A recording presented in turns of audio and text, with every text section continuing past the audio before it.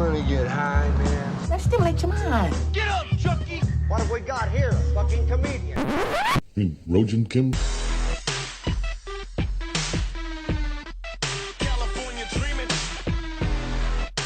Hello, and welcome to the Rojan Kimcast. It's me, your host, the hardly sober, hardly sane, and hardly serious Rojan Kim. Ugh, what was that? Ugh, that came out of a 4-hour marketing meeting. What a waste of time. You guys are all fired. Just had to fire the entire marketing staff, all right? Because that's what the fuck, that's what they came up with. Hardly sober, sane, or serious. I mean, it's actually true. The alliteration is delectable. I do like a little bit of a... You know what? You guys, I'm hiring you. You're back. Get back in there. You know what? And I need a couple more. So get back in there. And I like the alliteration, so keep that up. Maybe come up with those. All right, guys. Hello. Well, that was weird. I'm Rojan Kim. This is my show, the Rojan Kimcast. It's the ramblings of a crazy guy, possibly funny guy, possibly sad guy, possibly. I'm not sad. I'm sad in the sense that we all are, I suppose. We're all sad, facing our mortality daily, being aware of it, and then, being afraid of it, or trying to denial of death, right? And that's what that book, there's some book talks about that, denial of death. Sure, running from it or going toward it, Fucking, I feel like part of the allure of smoking cigarettes is that you're going toward death willingly, right? That's cool, right? Being safe is not cool. It's not cool, man. But I guess, it's cool to die early, It's cool. It's so cool. I'm trying to smoke. I mean, I don't smoke cigarettes. I was smoking a lot of blunts for a while, and now it's kind of like driving my smoking behavior. So I decided no blunts for this month, at least for January. I don't know if I could ever give it up forever. Sweet, delicious blunts. But it's really nicotine, isn't it? The insidious nicotine. But I won't vape, though. I won't Juul. I'm no fool to Juul. I won't do it. I don't know if I would be one of those people who would use the knockoff Juul pods because they're cheaper, or would I only use the legitimate, branded Juul pods, right? Because there are people who refuse to use anything but branded Juul pods. That's right. They only believe in Orthodox Juuls. Okay, that was what that all was for. It's a little clunky. Orthodox Juuls. Orthodox Juuls. Okay, is that the name of the title of the art? Is 122 name of the title? Not yet. Come on, we're not even. Come on, we're just getting warmed up. 3 minutes in, just barely in there. Come on. What's going on? It's MLK Day. It's the 20th. 2020 is what it is. 2020. What this is episode 122. This is the year 2020. Is the 20th day of the first month of the year. And here we are. The New York Times has endorsed Amy Klobuchar and Elizabeth Warren for the Democratic primary. Because, of course, we all know, the conviction of an endorsement is doubled when you endorse two people, right? When you're like, who are you going to pick? Who are you going to pick? I'll pick her and her. And everybody's like, yay, that's double the support. Everybody knows that's how that works, right? No, of course, it's half as meaningful. In fact, strangely, right? That's weird. When somebody asks you, hey, who are you going for? And you pick two people, and you're like, okay, I guess just flip a coin is what we're saying. Flip a coin, says the New York Times, which is fine. Look, the New York Times, the gray lady has been essentially like a Weekend at Bernie's type of situation for quite some time now. I don't really know since when. I always thought the New York Times was, at least growing up in the 90s and stuff, it was supposed to be the paper of, the paper of America, like the number one paper, from New York, and it's the Standard that we're supposed to hold all the other papers to, and it was good. And I remember that. At least that's what did I know? I was a kid. But then I feel like after the whole, I think it was WMDs. Look, the Times, they were instrumental in selling WMDs to us. And after that, I don't know. I just kind of, I don't know. Just didn't trust them as much. I mean, they also, they had no idea Trump was coming. They had no idea that the financial crisis was coming. They were there in the middle of it. No clue. They just seem, I think they just want the access. They just want to survive. They just want to be cool, man. They don't seem to be doing the muckraking. Not like, I guess, since they are serious establishment paper, but it's supposed to be journalism. You know what I mean? There's all these opinion things in it. They're just trying to get clicks like everyone else. It's just the whole thing's been cheapened. You know what I'm saying? The whole thing's been cheapened. New York Times. What the fuck? How embarrassing to be like, here's who we're endorsing: Elizabeth Warren and Amy Klobuchar.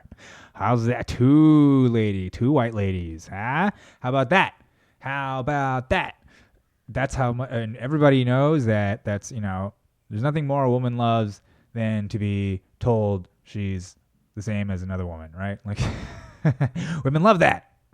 Women love when they're like you and you. They love that. Not to say we should look at them as women, but they are, and I think that's going to be a big thing. I'm not the one saying it. I'm just saying it's like it all starts with the Hillary campaign. I'm with her, and then Warren tried to tell Sanders, do the whole thing with Sanders where he was like, you fucking said that a woman can't be president. Oh, I'm so bored. Oh God, I hate politics. Oh my God, I fucking hate politics. You know what though? It is MLK Day, and the thing about MLK was that MLK liked to fuck. You know what I'm saying? He fucked, dude. He got mad pussy, dude. He got I'm sure he got all the pussy in America. The colors of the rainbow. This is 1960s pussy. This is like free love pussy. You know what I'm saying? Free love. Yeah, and he's going around being equality. Everybody's saying, and all the girls. Can you imagine? Oh, ooh, God damn it. It would have been so difficult. I don't know if I would have been. I mean, maybe.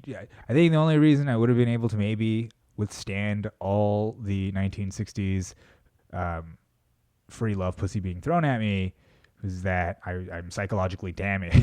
It's just the only, it's like I'm too psychologically vulnerable to have casual sex. But if I was myself, Martin Luther King Jr., who seemed to be okay with it, I mean, psychologically, I don't know, man. I'm just a man. He's just a man.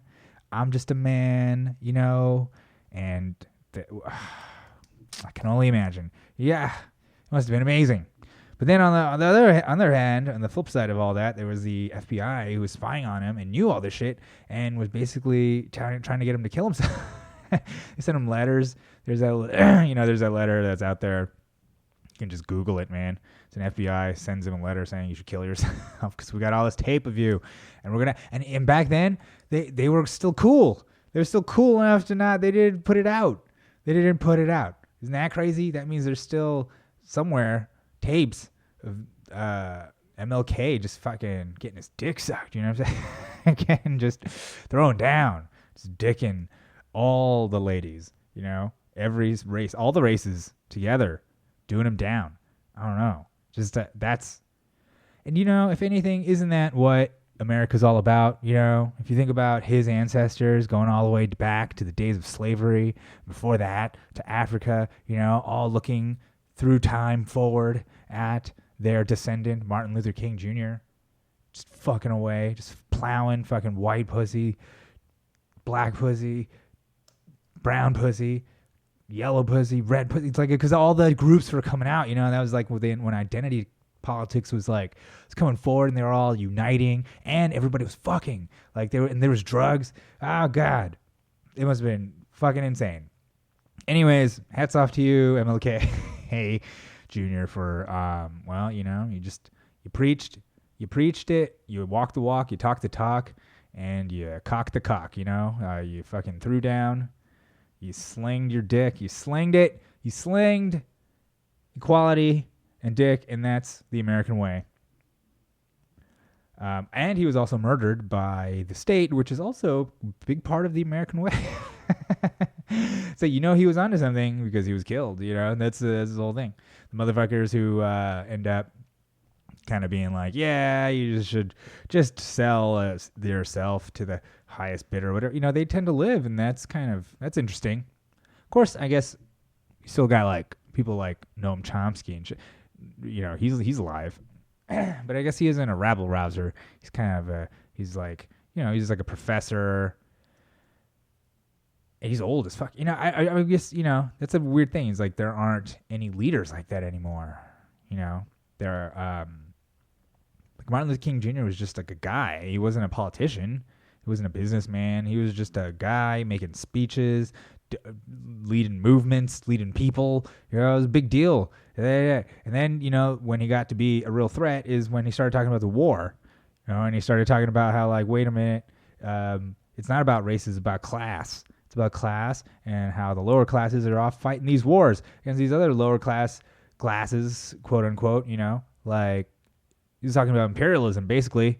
He was talking about the refusal of people in this country to fight an unjust war. Wouldn't he be so happy to see where we're at now? Wouldn't he be so glad to see that we've been at war for 20 years? Wouldn't he be like, oh, you guys really did it, huh? You guys just keep, if he was alive, 'cause that's one of my favorite Boondocks episodes, the one where MLK comes back, and I just think about that all the time. If he was just like, holy shit, what the you guys have been fucking, because if he had kept going, he would have really been all about class warfare or class unity. I guess it's non-violent civil disobedience for class purposes, which would have been a nightmare. I think the people, the establishment, the ruling class, whatever, the elite, whatever we want to fucking call them, the people, the 1% of the 1%, whoever the fuck, you know what I'm saying? You think they want class consciousness? You want any kind of class movements? Can't do that. Huh? How are you going to keep this war machine going? Can't. Everybody's all like, hey, wait a minute. There's more of us than there are of them. Can't. That's a nightmare. We should all unite, be together, love one another, just fuck each other. Have babies with each other, and then we're all fucking invested in each other. Like, we can't, that is a nightmare for a divide and conquer type strategy. You have to understand. I mean, now think of it. Let's empathize with the empire, please. Huh?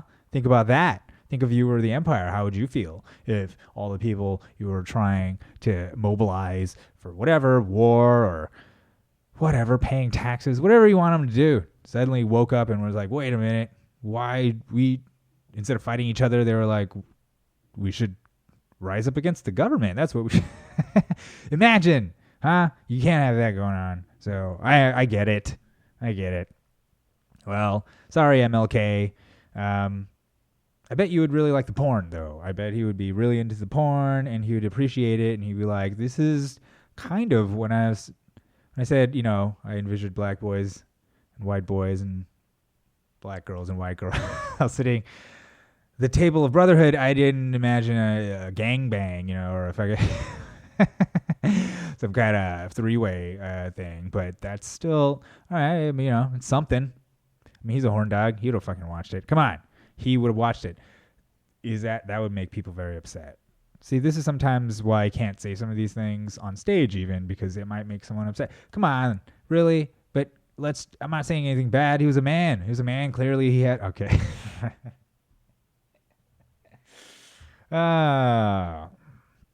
Anyways, yes, here we are now. MLK Day 2020.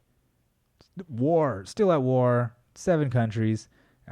Still no, I don't know. We're still sort of got the same problems, I feel like, that we did back in MLK's day.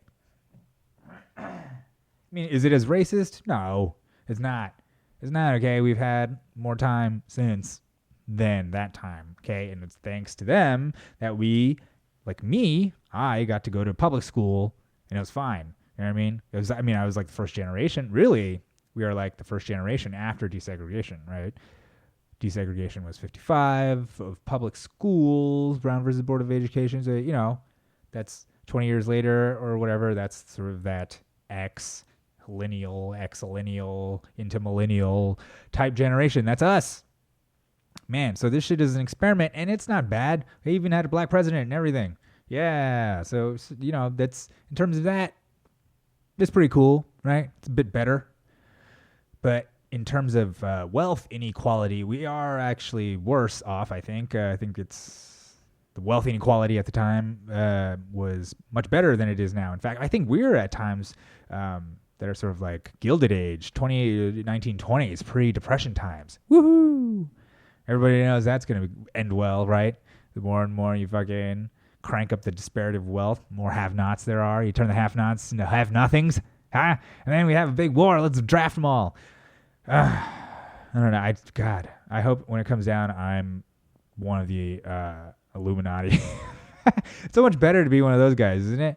So much better to be like, what should we do? Have a big war? Things are getting to get tough. What should we do? Start a big war? That might brighten things up. I don't know. Must be nice. Anyways, here in America, in Rome, we have the bread, we have the circuses. We got the wars are overseas, far away, out of sight, out of mind. But what is in our sights and in our minds?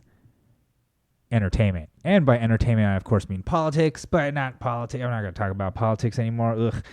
I want to talk about movies, right? That's the other thing, the monstrosity juggernaut. I want to be part of it, right? Hopefully I am entertaining right now. I'm not necessarily part of the entertainment industry, but hopefully I am providing some entertainment. Maybe one day we'll be in industry, perhaps one day. But for now, this is solely for the purposes of entertainment, yours and mine, of course, right? I'm not asking you for nothing, but the time that you may or may not be spending to listen to this, right? And I'm not getting anything out of it except the time and money that I put in. I'm putting in things, of course. And, honestly, it's hard to mic long enough to work out some of these things I'm thinking, so it's great. I'm glad that I have a completely non-responsive audience of a handful of people to just say these insane blathering thoughts, because I don't have a script. Clearly I am flying by the seat of my pants here, guys. But anyways, bread and circuses. There's a war going on for our minds, okay? Movies, TV, all sorts of streaming entertainment. We want to watch stuff. I love watching shit. Come on. I'm not saying don't watch stuff. I just... All right. I saw Terminator. I saw the new Terminator. Terminator Dark Fate. And it was okay. But then it was hard not to... It's kind of... For fun... I'm not saying this is real. For fun, read into the overt symbolism portrayed by the movie. Because the movie takes... Here, the premise of the movie is that the other Terminators have not happened after 2. So 2, we're going from 2 to Dark Fate. So technically they're saying this is 3. Okay? The new 3. Not the old 3 or 4... or 5. Technically this is 6, but really we're going to say fuck 3 to 5. 6 is 3. So I think they just were like, you know what, let's not even bother. Now don't even, after Terminator Salvation, they're like, just good, Terminator : something, right? So this time it's Terminator : Dark Fate. All right, here we go. So, premise is that the movie takes place at first, it starts in Mexico City. Time traveler comes. Is it a Reese? Most likely, because usually that's the order in all the movies. Okay, so you got a Reese-like lady. She's there, but then, she seems to be kind of a super lady, super white lady. Okay, she's a super white lady, blonde-haired, blue-eyed white lady. She's in Mexico. She's looking for the fucking John Connor girl, and then her name is Danny. And then, okay, finds her, but then there's a Terminator. And the Terminator happens to be a Latino man coming after her, dressed as border patrol agent. So he's like a Texan Mexican man on the run, pursuing the Latina female and the white woman, right? And then finally, then they run into older white boomer white female kind of like a Hillary Clinton, like when Sarah Connor shows up, and she's all like bad to the bone, she's all badass, and she's all like pew pew pew pew. But then there's still the fucking Mexican Terminator is so fucking badass that they need more help. And so it's not enough. It's not enough to have the two white ladies, the augmented white lady from the future and the badass boomer white lady of the present, helping the future leader, the Latina woman who is the target of the Terminator. So they enlist Arnold, the Terminator, Arnold, who killed the John Connor in this canon. So they need a white man, the boomer white man. They need the boomer white man. Boomer white man is instrumental in defeating the Mexican man. Okay, Mexican man, and then also fucking white lady also gets killed, younger white lady, and then it comes down to boomer lady, Sarah Connor, and at the end, you got yourself. Oh, I guess I should have put a spoiler warning up, huh? I'm spoiling Terminator Dark Fate. Well, who gives a fuck? Listen, it's super, I don't know. I thought the whole time I was just, for a goof, every time the white lady beat up the Mexican guy, I was thinking about how, like, this is revenge for Trump. This is...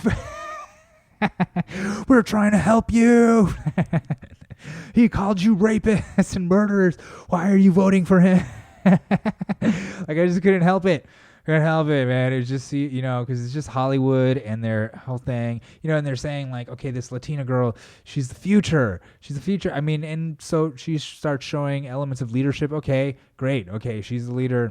That's all right. That's great. But the only reason she becomes a leader is because this fucking white lady came after her in the first place, which I guess is because the Mexican Terminator came after her in the first place, right?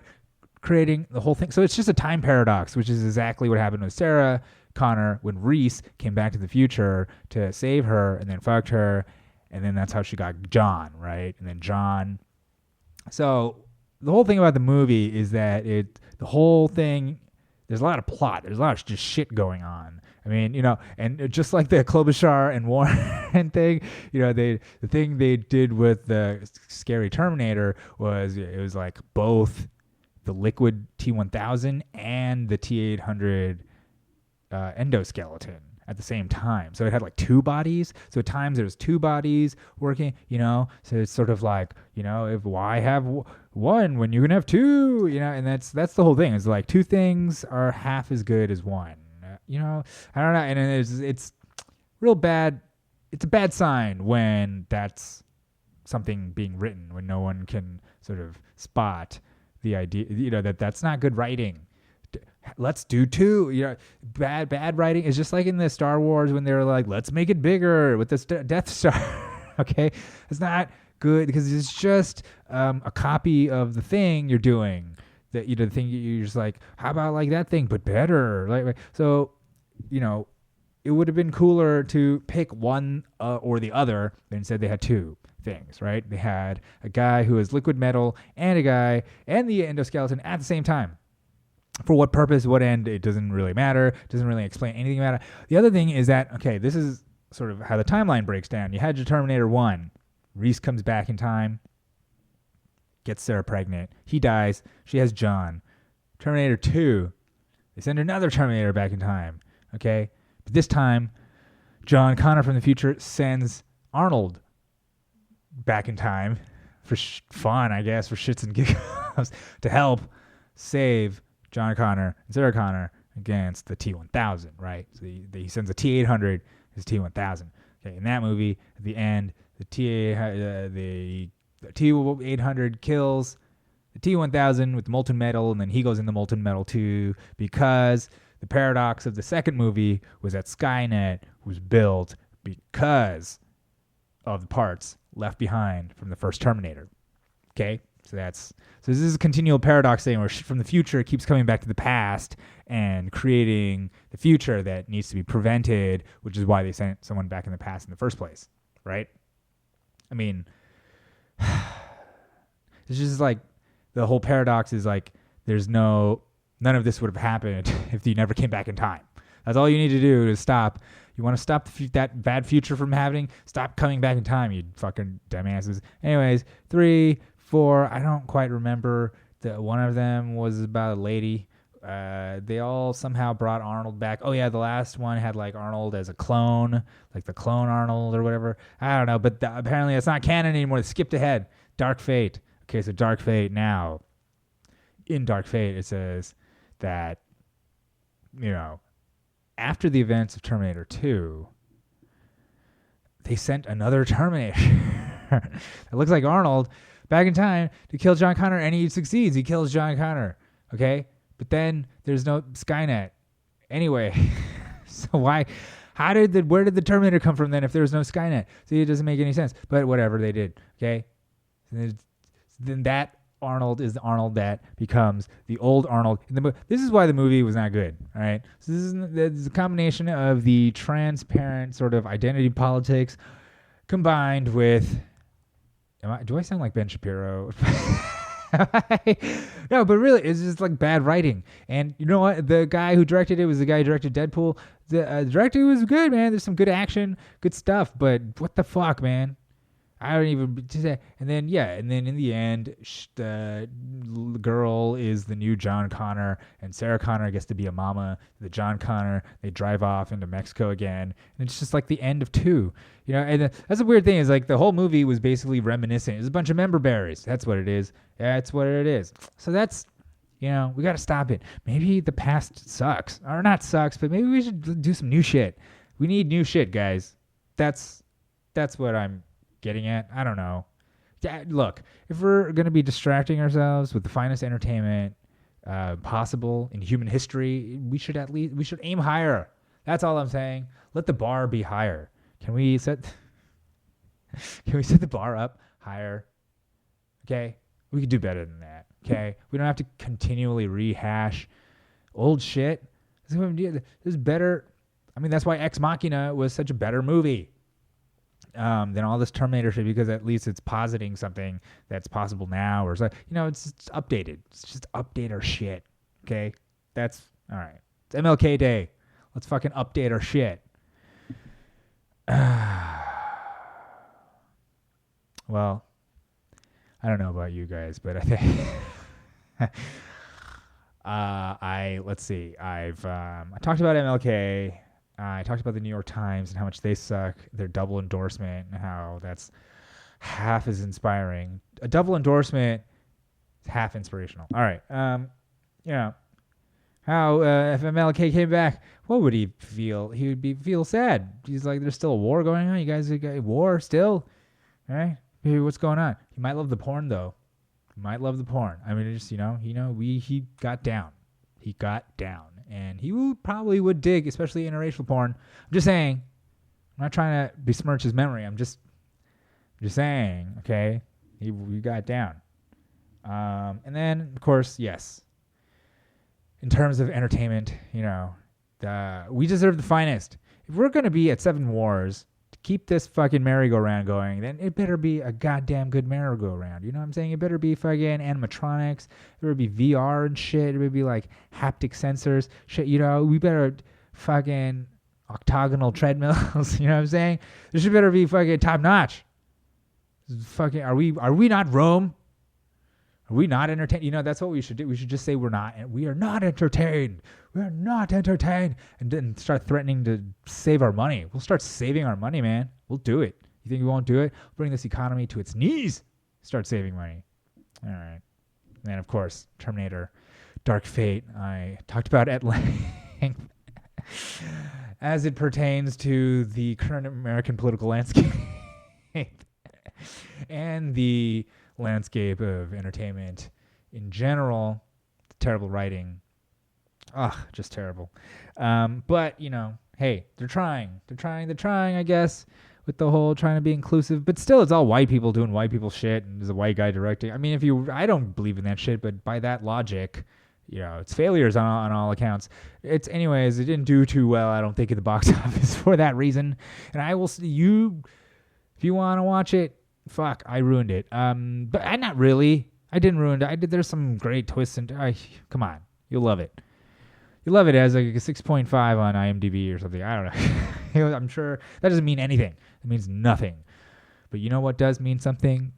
The time that you've spent. If you've made it this far, that means a lot to me. If you go on Twitter or Instagram and follow me at Rojan Kim, that would mean a lot to me too. And I appreciate everything you guys are doing, which is honestly very little. All you have to do is listen. You don't have to download anything. You just make a subscribe on the iTunes, on Stitcher. Subscribe on these platforms, and I thank you for it. And that's about it. I'm trying to do this twice a week now. So this is the Monday. I'm gonna try to do on Thursday. You guys are awesome.